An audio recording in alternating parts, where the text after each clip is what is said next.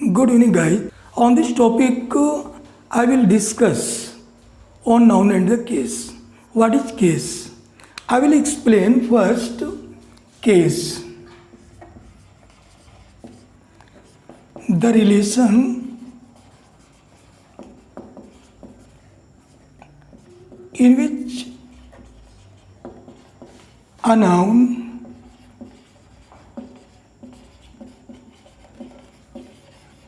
stands to some other words.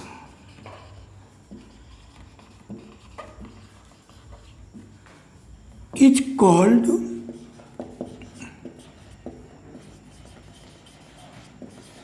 Case. Case के बारे में मैं क्या जानता हूँ? केस हमको ये बताता है एक नाउन या प्रोनाउन किसी भी सेंटेंस में किस किस तरह का रोल कर लेता है. ये नाउन या प्रोनाउन किसी भी सेंटेंस में किस किस तरह का रोल कर लेता है, ये हमको केस बताता है. केस 4 काइंड्स में रहता है. इनमें 4 kinds, there are 4 kinds.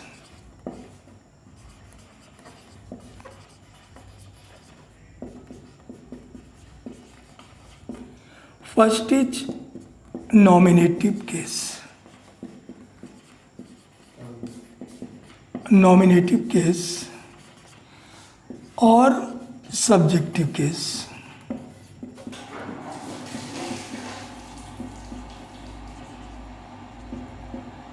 Second is possessive case.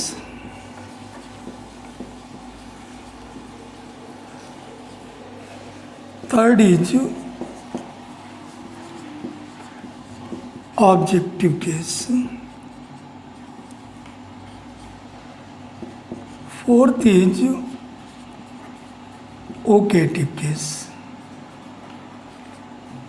Case 4 kinds में रहता है. यहाँ पर ये देख रहे हैं कि ये फर्स्ट नॉमिनेटिव केस, इसे सब्जेक्टिव केस भी बोलते हैं. नॉमिनेटिव केस का काम क्या रहता है? ये किसी भी सेंटेंस में सब्जेक्ट का रोल करता है.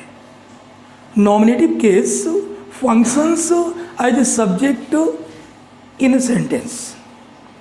किसी भी सेंटेंस में सब्जेक्ट के रूप में कार्य करता है, ये हमारा नॉमिनेटिव केस रहता है. दूसरा पॉसेसिव केस है. पॉसेसिव केस यही नाउन किसी दूसरे नाउन के साथ या यही नाउन किसी दूसरे प्रोनाउन के साथ एक पोजीशन शो करता है, अधिकार जताता है.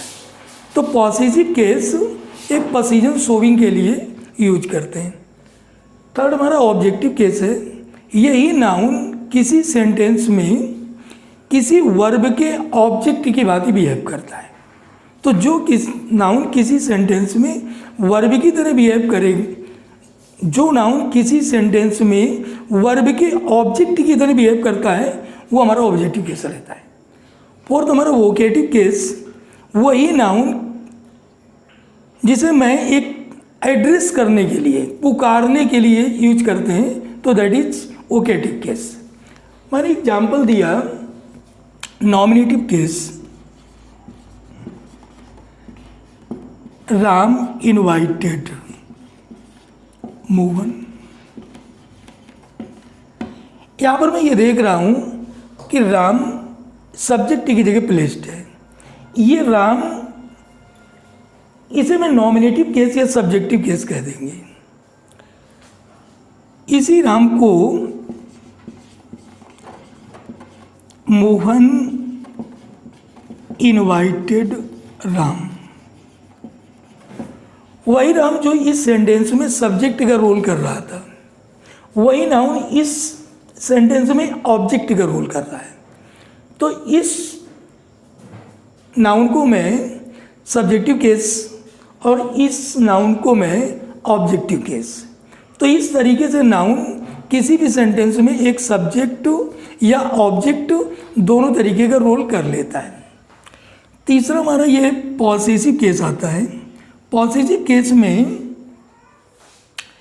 पोजीशन शोविंग तीन तरह से करते हैं। एक पॉसेसिव एडजेक्टिव रहता है, पॉसेसिव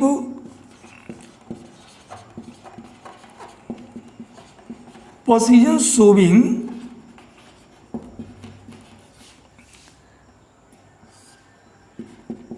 एक आपका पॉसेसिव एडजेक्टिव करता है। दूसरा apostrophe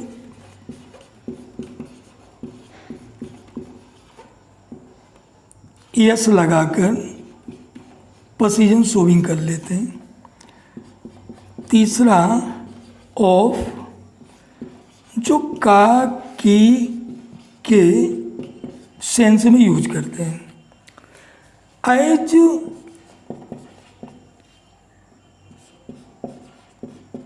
this is his book. यहाँ पर मैं हिज देख रहा हूँ, बुक तो एक नाउन हो गया, हिज ये पोजीशन शोविंग का काम कर रहा है, तो ये हमारा पॉसेसिव एडजेक्टिव है। अपस्ट्रोफ यस इसको मैं किस तरीके से यूज, रामाज बुक इस तरीके से कर लेते हैं। इसी को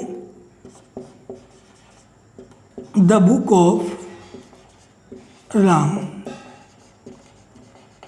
इस तरह से कर लेते हैं। पोजीशन शोविंग तीन तरह से रहती है। एक मैं पॉजिटिव एडजेक्टिव का यूज करके करता हूँ, दूसरा अपस्ट्रोफ यस लगा कर लेते हैं, और तीसरा ऑफ लगा करके कर लेते हैं। वोकेटिव केस का यूज किसी नाउन को एड्रेस करने के लिए, लाइक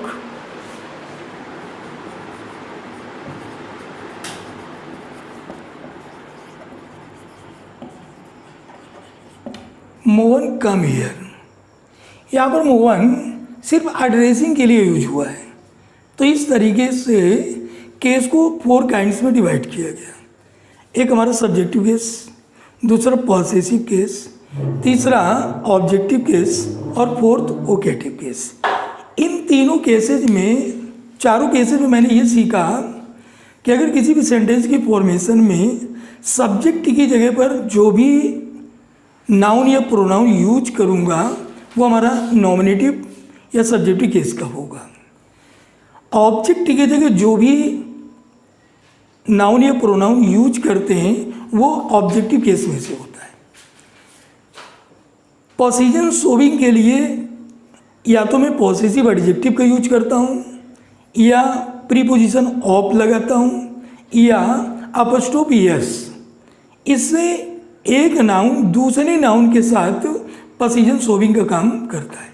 पोजीशन शोविंग में लाइक राम की किताब, रामाज बुक, इसको मैं द बुक ऑफ राम ऐसा भी लिख सकते हैं। पोजीशन शोविंग के लिए जो पॉसेसिव एडजेक्टिव रहता है, पॉसेसिव एडजेक्टिव किसी भी सेंटेंस में अकेला नहीं चलता है। ये किसी सेंटेंस की फॉर्मेशन में किसी नाउन से पहले इसे प्लेस करते हैं इस तरह। और वोकेटिव केस का यूज सिर्फ किसी नाउन को एड्रेस कराने के लिए करते हैं। अब यहाँ पर एक टेबल आप देखिएगा, इस टेबल में नॉमिनेटिव केस,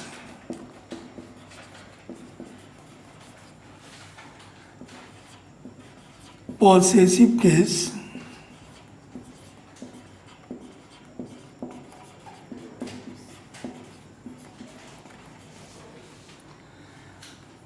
ऑब्जेक्टिव केस,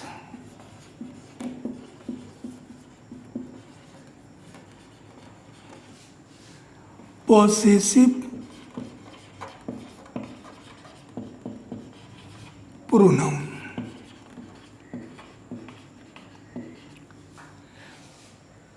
यहाँ पर इस वाले केस में लाइक आई, ये नॉमिनेटिव केस किसी सेंटेंस के फॉर्मेशन में सब्जेक्ट की जगह नॉमिनेटिव केस, इसका पॉसेसिव माय, इसका ऑब्जेक्टिव मी, इसका पॉसेसिव प्रोनाउन माइन रहता है। इसी प्रकार ही, इसका पॉसेसिव हिज, इसका ऑब्जेक्टिव हिम और इसका पॉसेसिव प्रोनाउन हिज। सी, इसका पॉसेसिव हर, इसका ऑब्जेक्टिव हर और इसका पॉसेसिव प्रोनाउन हर्स। यू, ये नॉमिनेटिव केस, इसका पॉसेसिव योर, इसका ऑब्जेक्टिव यू और इसका पॉसेसिव प्रोनाउन योर्स। वी, इसका पॉसेसिव आवर, इसका ऑब्जेक्टिव अस, इसका पॉसेसिव प्रोनाउन आवर्स।